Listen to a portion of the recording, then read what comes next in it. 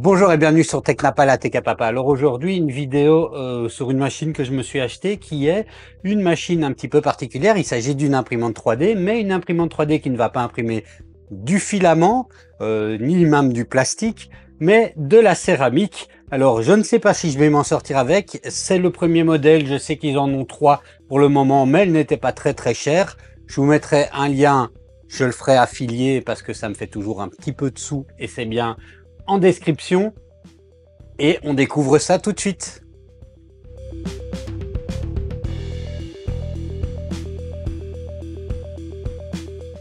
Alors j'ai tout retiré de la boîte, ce sera plus facile. Alors qu'est-ce qu'on a? On a un manuel qui est, d'après ce que je vois, relativement clair. Alors je suis en voix off et j'ai un peu sur les quelques premières minutes merdé sur le focus, vous m'excuserez.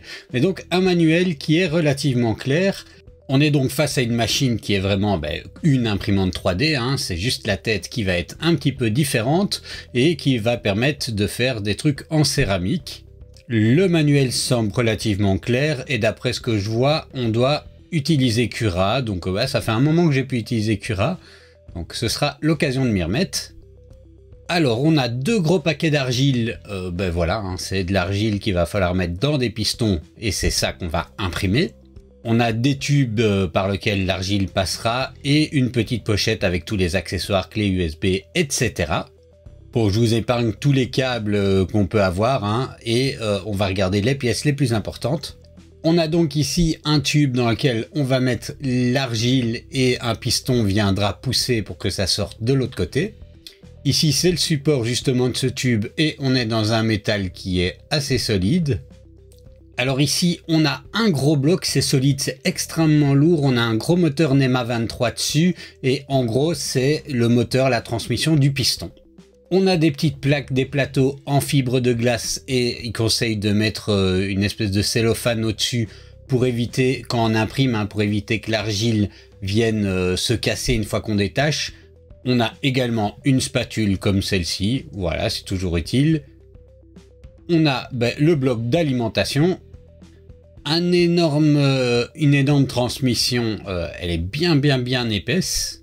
Et enfin l'imprimante en elle-même avec également la tête d'impression qui est surmontée d'un moteur pour l'extrudeur. On est quand même sur quelque chose d'un peu différent des imprimantes 3D filament. Bon alors je vais faire le montage, comme vous pouvez le voir, le montage va pas être très compliqué puisque en gros on va construire le piston et puis on va attacher la tête, câbler le tout et encore pas beaucoup de câbles et ce sera bon. Bon, pour ça, premièrement, ce qu'on vient faire, c'est venir mettre la transmission dans le, je sais pas comment ça s'appelle, mais voilà, hein, on vient le mettre comme ça dedans et on vient faire tourner et ressortir à peu près 3-4 cm pour pouvoir visser la tête du piston. Bon alors voilà, une fois que c'est fait, on vient visser la tête du piston. Alors un détail, hein, ils le disent pas dans le manuel et je me suis fait avoir. Mais on va le monter complètement, on va le visser, on va l'attacher et il n'y aura pas de terre glaise dans le tube. Et après avoir monté toute l'imprimante, on se dira « Ah ben c'est con, j'aurais dû mettre la terre glaise avant ». C'est vrai, mais bon, comme ça, vous le savez. Alors ensuite, on vient visser un pneu fit sur le tube, hein, donc ils sont assez énormes. Il faut que ce soit bien hermétique. Le conseil, hein, vous avez du petit tape en téflon, mettez-en avant. Je m'en suis pas rendu compte tout de suite et c'est quand même mieux de le faire. Et puis on vient visser et c'est là où je vous dis, vous voyez, on vide avec un tube vide, hein, et c'est là-dedans qu'on met en fait la terre glaise. Alors une fois que c'est fait, on vient mettre l'espèce de pied, protège, enfin je ne sais pas trop comment on va l'appeler, et on vient visser pour que ça tienne bien. Attention, hein, quand il fonctionne, ça fait pas mal de bruit. Si les vis sont pas bien vissées, on entend la percussion. Alors maintenant on vient visser la tête d'extrusion et là c'est pas dur, on a vraiment que 2 vis à mettre au sens strict.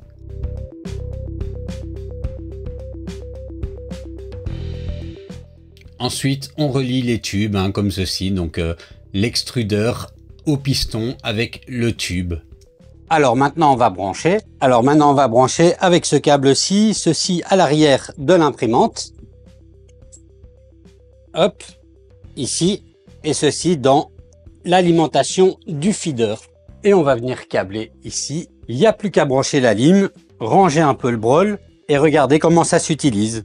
Bon, alors j'aurais dû regarder la clé USB en premier puisqu'il y a une autre version du manuel sur la clé USB et dans cette version-là, eh ben, ils expliquent gentiment que, alors j'aurais pu y réfléchir, hein, mais bon, hein, on va mettre ça sur le compte de mon incompétence, mais que ce tube-là, il doit être rempli de terre glaise avant qu'on l'enferme et qu'on visse ici. Et je trouve pas ça très pratique au passage, hein, puisque ça veut dire que chaque fois qu'on veut re-remplir le matériel, on doit dévisser. Bon, voilà. Il y a plus pratique. C'est pas grave, on s'en occupera après. Là, je vais allumer la machine et voir un petit peu l'interface et faire le nivellement du plateau. Bon, alors au niveau de l'interface, hein, vous voyez à quoi ça ressemble. On a une interface très Marline vieille imprimante, mais c'est pas grave, hein. Ce qui compte, c'est qu'elle soit fonctionnelle. On a quand même une interface tactile et ça, c'est pas mal. Donc, on a un bouton système avec qui permet de voir le statut de la machine, quelques infos, notamment sur les versions, changer la langue. Moi, je vais laisser en anglais, revenir aux paramètres par défaut et toute la gestion des informations sur l'argile. En fonction du type d'argile qu'on utilise, on doit pouvoir modifier ceci et du diamètre du tube qui va contenir l'argile. Alors au niveau tool, ben, on a tout ce qui est déplacement, hein. Voilà, si vous voyez, déplacement comme ceci, comme cela. Au niveau de l'extrudeur, on peut faire tourner l'extrudeur. Attention toutefois qu'on peut extruder, mais pas rétracter. Si on rétracte, il nous dit attention, c'est pas fait pour rétracter, ça va mettre de la pression dans le tube et tout va péter. Ensuite, niveau matériel, on a un menu pour pouvoir extruder du matériel, tout simplement. Et level permet de faire notre niveau. On va le faire après. Print, là, ben, c'est imprimer un modèle. Donc, ce que je vais faire maintenant, c'est le nivellement. Donc, je reviens sur level et je fais manuel. Il va faire un homing. Et puis se positionner aux 4 points.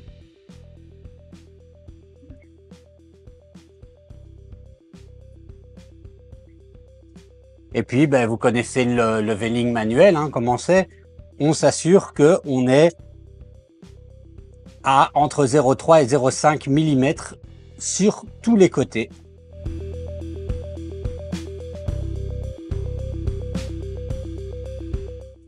Et voilà, la procédure de nivellement est faite. Et maintenant, je vais remplir le tube d'argile. Alors pour ça, c'est pas dur, hein. Je vais faire un boudin, humidifier un peu et le remplir de ceci.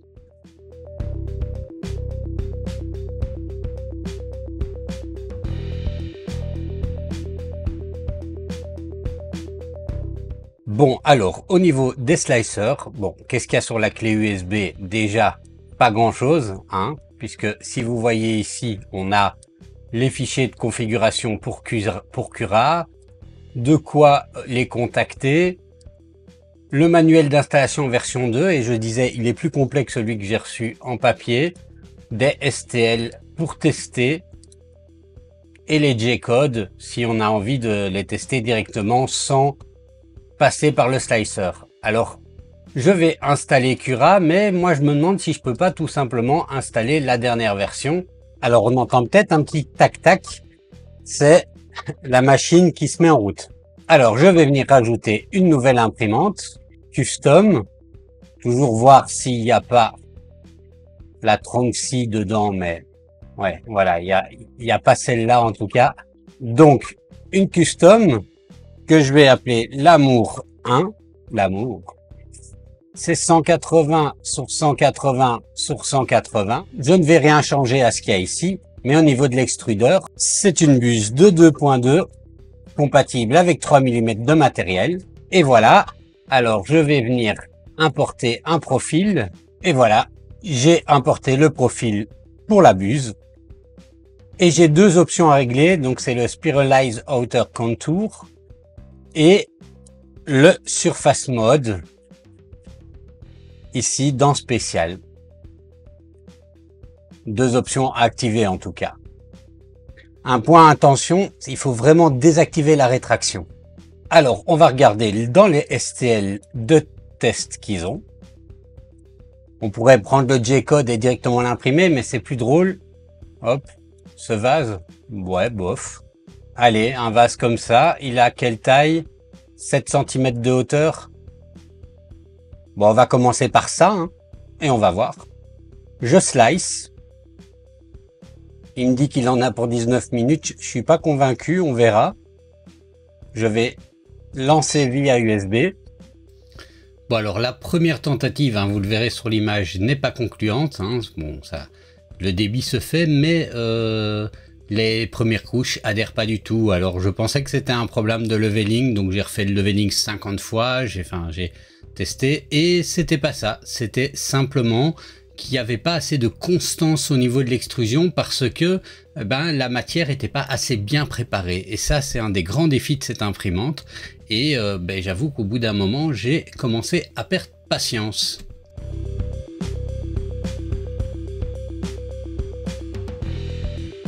Bon, alors je reviens un petit peu. Je commençais à désespérer. J'ai essayé d'imprimer et ça n'allait pas. J'ai fait le leveling, tout se passait très très bien. Et ça veut pas. Et en fait, il y a vraiment un point auquel il faut être extrêmement attentif. C'est la manière dont on gère le fait de charger ceci en argile. Donc il faut vraiment qu'il n'y ait pas du tout de petites bulles d'air qui passent et tout ça. Et vous voyez ici, j'ai des petites bulles d'air. Et ça, c'est un point auquel il faut faire vraiment attention. Je vais réessayer maintenant. Je vais la vider, la nettoyer et remettre, je pense, plus correctement l'argile à l'intérieur.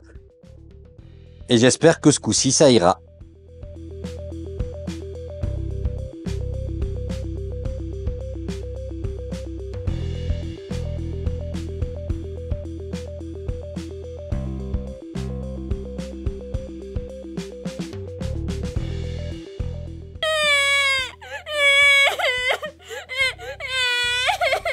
Bon, à ce niveau-ci, je vous cache pas que j'en ai vraiment ras-le-bol et je désespère. C'est peut-être même la première fois que je n'arriverai pas à finir une impression, un test où j'ai pu faire fonctionner la machine. Je revide encore une dernière fois complètement le piston et je retente le coup.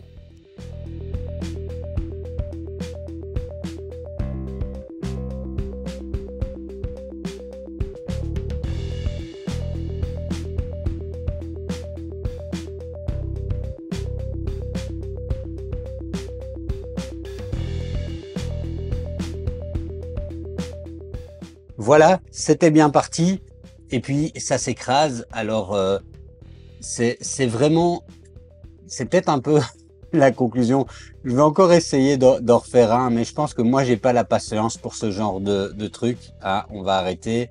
Je commence un peu à désespérer. Alors on a quand même un avantage avec ce genre de machine, c'est que contrairement à du filament, une fois que c'est foutu en l'air, hop, on le remet.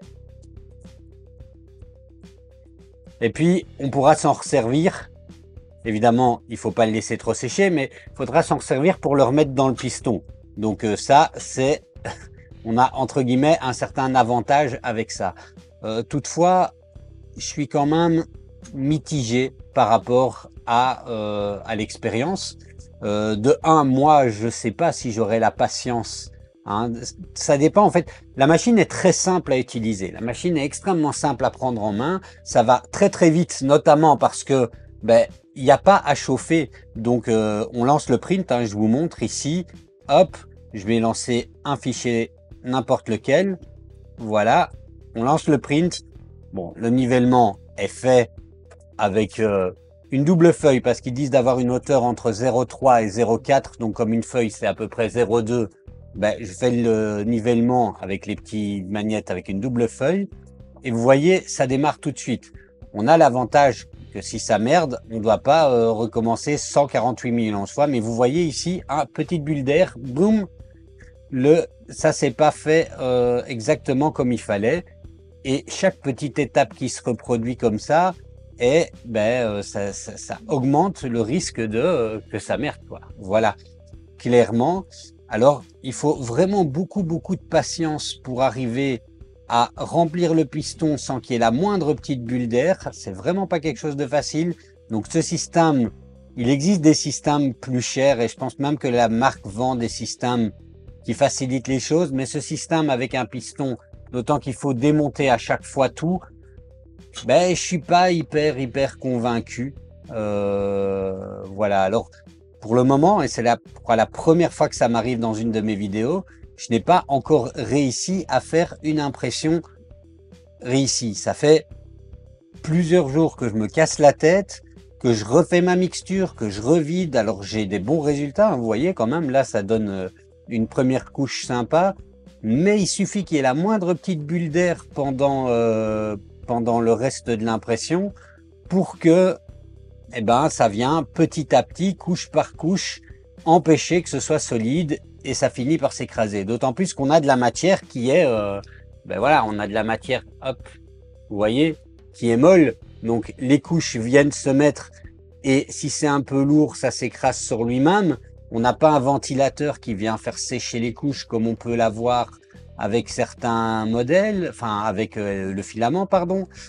Donc, ouais, une expérience qui me mitige un petit peu, j'ai envie de dire. J'ai vu des gens réussir à faire des choses avec, donc j'imagine qu'en étant extrêmement patient, on pourra réussir à faire quelque chose. Mais je sais pas, je vais encore faire un test ou l'autre et je ne sais pas si là, dans quelques secondes, je vous montre une impression réussie et que je vous dis « ouais, chouette » ou que je dis « bon, allez, plouf, c'est pour quelqu'un de beaucoup plus patient que moi ». Parce que moi, ça passera pas.